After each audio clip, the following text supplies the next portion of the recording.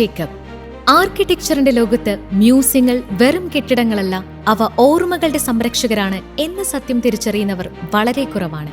ഇത് മലയാളികളുടെ അഭിമാനമായ ചങ്ങനാശ്ശേരിക്കാരൻ ഡോക്ടർ ജോർജ് ജേക്കബ്.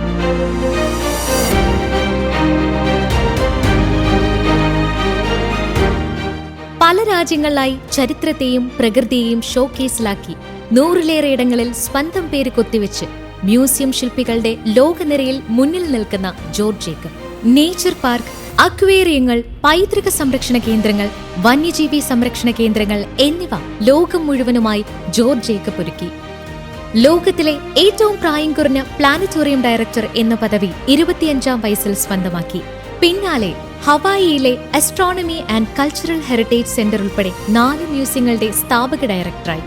ഇന്ന് India, Singapore, Dubai, Abu Dhabi, Egypt, ദക്ഷിണ Korea, Hong Kong, Malaysia, Jamaica, Norway, Canada, US തുടങ്ങിയ രാജ്യങ്ങളിലായി ജോർജ് ജേക്കബ് ഒരുക്കിയത് 108 മ്യൂസിയങ്ങൾ.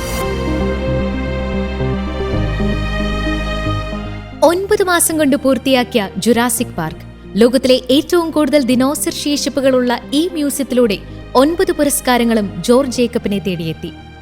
സമുദ്ര സംരക്ഷണവും കാലാവസ്ഥാ പ്രതിരോധവും വിഷയമാക്കിയ ജമൈക്ക മൊണ്ടേഗോ ബേയിലെ ലൈവ് സമുദ്ര മ്യൂസിയം, ഗുജറാത്തിലെ ഭുജിൽ 2001-ലുണ്ടായ ഭൂകമ്പത്തിന്റെ കഥ പറയുന്ന സ്മൃതി വൻ മ്യൂസിയം, ഇതെല്ലാം ജോർജ് ജേക്കബ് ഒരുക്കിയ ലോകപ്രശസ്ത മ്യൂസിയങ്ങളാണ്.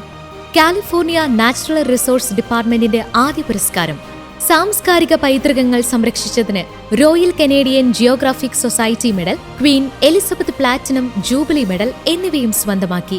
ഭാവിയിലെ മ്യൂസിയങ്ങളെപ്പറ്റി 23 പുസ്തകങ്ങൾ എഴുതി. പൈതൃക സംരക്ഷണത്തെപ്പറ്റി 200 ലേഖനങ്ങളും. ലോകം കണ്ട വലിയ പദ്ധതികൾ ചുരുങ്ങിയ സമയത്തിനുള്ളിൽ പൂർത്തിയാക്കിയ ജോർജ് ജേക്കബ് എന്ന അതുല്യ പ്രതിഭയ്ക്ക് SJCCയിലേക്ക് സ്വാഗതം.